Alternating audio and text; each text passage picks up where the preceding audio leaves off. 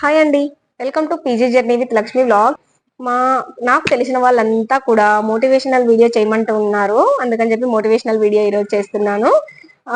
Actual గా ఒక్కొక్కరికి ఒక కష్టం అయితే వస్తా ఉంటది లైఫ్ లో. కొంతమందికి డబ్బు కష్టాలు ఉంటాయి, కొంతమందికి ఆరోగ్య సమస్యలు ఉంటాయి, కొంతమందికి వచ్చేసి ఉద్యోగంలో ప్రాబ్లమ్స్ ఉంటాయి, కొంతమంది కుటుంబ భారం అంతా మోయాల్సిన కష్టం అయితే ఉంటుంది. ఇవన్నీ కూడా ఒక్కొక్కరికి ఒక కష్టం అయితే ఉంటుంది లైఫ్ అన్న తర్వాత. కానీ ఈ కష్టాలు అనేటివి వచ్చినప్పుడు మనము నిరాశ చెందకుండా, నిస్పృహ చెందకుండా బలంగా ముందుకెళ్ళాలి. ఈ కష్టాలు అనేటివి మనల్ని బలవంతులుగా మార్చడానికి మాత్రమే వస్తాయి. మనలో ఉన్న బలహీనతలన్నీ కూడా పోగొట్టేసి ఇంకా బలంగా తయారు చేసి మనల్ని విజయం చేకూరేటట్లు చేస్తాయని నేను నమ్ముతున్నాను. ఎందుకంటే నాకు చిన్న వయసులోనే షుగర్ వచ్చింది. షుగర్ రాకముందు నేను ఇంకా చాలా వీక్ గా ఉండేదాన్ని. షుగర్ వచ్చిన తర్వాతనే స్ట్రాంగ్ అయ్యాను. ఎందుకు అంటే షుగర్ వచ్చిన తర్వాత నా బాడీకి నేను ఏమి ఇవ్వాలి, నేను ఎలాంటి ఎక్సర్సైజ్ చేయాలి, ఇంకా ఎలా కేర్ తీసుకోవాలి, ఎలా కేర్ తీసుకుంటే నేను ఇంకా స్ట్రాంగ్ కాగలను అని చెప్పి ఎప్పుడైతే నేను ఆలోచించడం మొదలు పెట్టానో అందరికంటే ఎక్కువ పని కూడా చేయడం మొదలు పెట్టాను. అంతకు ముందు షుగర్ రాకముందు పని చేయడం అంటే అసలు ఇష్టం ఉండేది కాదు, చేయాలంటే చాలా భారంగా ఉండేది. ఇప్పుడు నేను అలవాటు పడ్డాను పని చేయడానికి. ఎందుకంటే కంటిన్యూగా మార్నింగ్ 5 o'clock లేస్తే 10 వరకు కూడా కంటిన్యూగా పని చేస్తానే ఉంటాను. పని చేయకుండా కూర్చున్నాము అంటే ఏదో ఒక విధంగా అనిపిస్తా ఉంటది అనమాట. అంత స్ట్రాంగ్ అయితే నేను అయ్యాను. నాకు షుగర్ వచ్చింది అని చెప్పి అది కష్టంగా నేను భావించలేదు. ఎందుకంటే డైలీ ఇన్సులిన్ తీసుకోవడం అనేది కొంచెం కష్టంగానే అనిపిస్తుంది. కానీ అలవాటు పడి ఇంత పని కూడా చేసుకుంటా, ఫ్యామిలీని చూసుకుంటా, బిజినెస్ చూసుకుంటా, అన్ని కూడా చూసుకుంటా ముందుకు పోవడం జరుగుతూ ఉందన్నమాట.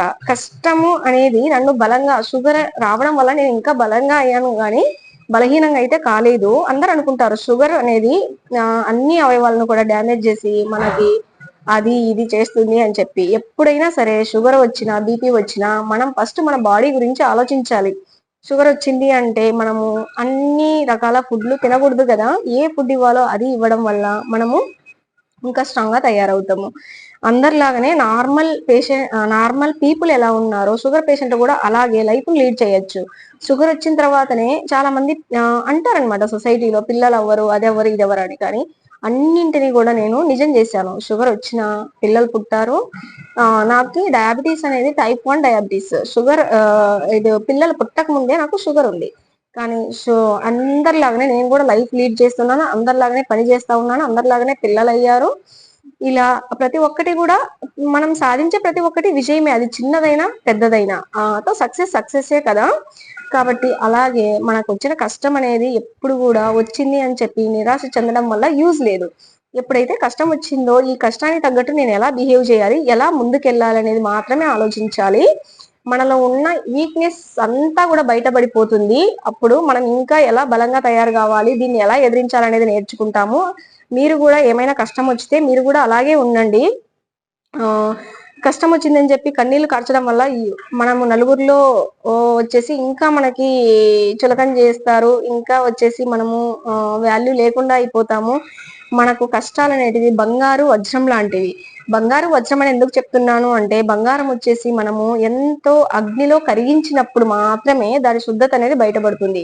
మనం ఎంత వేడిని ఇస్తామో బంగారానికి అన్ని మలినాలు బయటకు వస్తాయి. అప్పుడు మాత్రమే అది బంగారం లాగా ఉంటుందన్నమాట. అలాగే వజ్రం కూడా ఒక సాధారణ రాయి మాత్రమే, కానీ కొన్ని వేల సంవత్సరాలు భూమిలో ఉండి ఒత్తిడికి గురయ్యి వేడిని తట్టుకొని ఆ రాయి వజ్రం లాగా మారుతుంది.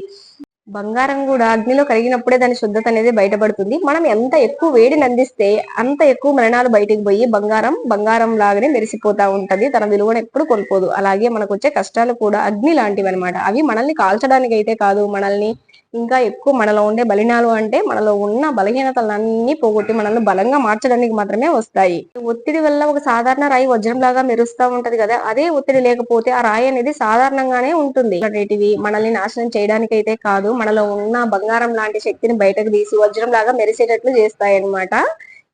ఇతరుల విజయాలను చూసి మనం ఎప్పుడు కూడా మనల్ని మనం తక్కువ అంచనా వేసుకోకూడదు. వాళ్ళకి ఆ టైం వచ్చింది, విజయం పొందారు, అలాగే మనకు కూడా ఒక టైం వస్తుంది, మనం కూడా సక్సెస్ అవుతాము. కానీ మనం వేసే అడుగులు అనేటివి ఆపకూడదు. ఎప్పుడు అది నిదానంగా అడుగు వేసినా సరే ఆపకుండా వేస్తే ఏదో ఒక రోజు మనకు విజయం అనేది వస్తుంది.